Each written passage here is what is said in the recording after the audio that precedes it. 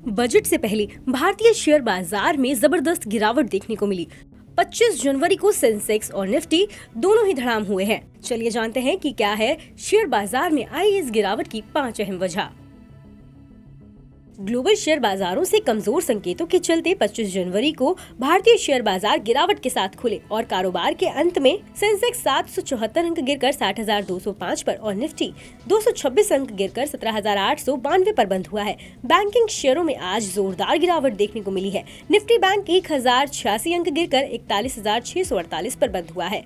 25 जनवरी को सभी sectoral index लाल निशान में कारोबार करते दिखाई दिए।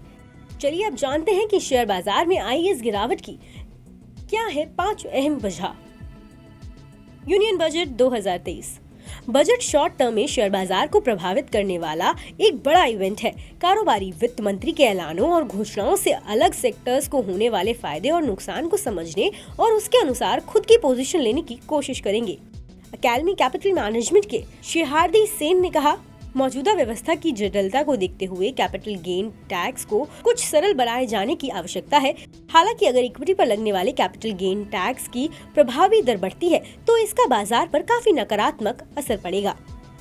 विदेशी ब्रोकरेज मॉर्गन स्टैनली को उम्मीद है कि सरकार बजट में अपने फिस्कल डिफिसिट को 5.9% पर रखने को लक्ष्य तय कर सकती है, जो अभी जीडीपी का 6.5% है। मॉर्गन स्टैनली के चीफ इंडिया इकोनॉमिस्ट उपासना चाचरा ने कहा, फिस्कल डेफिसिट को कम करने की जरूरत है। 6.4% पर ये पहले ही इतना ऊंचा है कि आगे कोई फिसलन होने पर बाजार इसे पसंद नहीं करेंगे। हमारा अनुमान है कि सरकार इसे धीरे धीरे 5.9% पर लाएगी। 6 या 6% से ऊपर होना बाजार के लिए थोड़ा नकारात्मक होगा। विदेशी निवेशकों का पैसा निकालना। साल 2022 की तरह ही एफआईआई इस साल भी भारतीय शेयर बाजार से लगातार पैसे निकाल रहे हैं। 2023 में अभी तक विदेशी निवेशकों ने कुल करीब 1.6 अरब डॉलर के शेयर बेचे हैं। इस बिकवाली की सबसे ज्यादा मार फाइनेंशियल और आईटी शेयरों पर पड़ी है। इसके अलावा consumer services, oil and gas, communications और ऑटो शेयर्स इसके चलते दबाव में रहे हैं। जियोजीत फाइनेंशियल सर्विसेज के chief investment strategist doctor VK Vijay Kumar ने बताया, एफआईआई की ओर से लगातार बिकवाली के पीछे एक सीधा कारण ये है कि भारत ही इकलौता बाजार है जहां विदेशी निवेशक अभी भी अच्छे मुनाफे की स्थिति में बैठे हुए हैं। दुनिया के बाकी बाजारों में 2022 के दौरान आई भारी गिरावट के चलते उनका निवेश फंसा हुआ है। 2023 से 24 में धीमी होगी भारत की जीडीपी ग्रोथ। भारत की GDP growth rate financial year 2024 के दौरान घटकर 5.6% पर आ सकती है। हालांकि इसके बावजूद ये G20 देशों में अभी भी सबसे अच्छा प्रदर्शन करने वाली बड़ी अर्थव्यवस्थाओं में से एक होगा। मूडीज इन्वेस्टमेंट सर्विसेज के सीनियर वाइस प्रेसिडेंट और भारत के लिए प्राइमरी एनालिस्ट क्रिस्टियन डी गॉजमैन ने मनी कंट्रोल को दिए एक इंटरव्यू में ये बातें कही। 5.6% की जीडीपी ग्रोथ रेट भारत सरकार के अनुमानों से काफी कम होगी।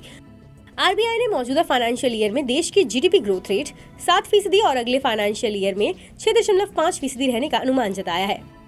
वहीं इंटरनेशनल मॉनेटरी फंड के ताजा अनुमानों के मुताबिक G20 देशों की औसत ग्रोथ रेट 2023 में 2.5% तक रह सकती है।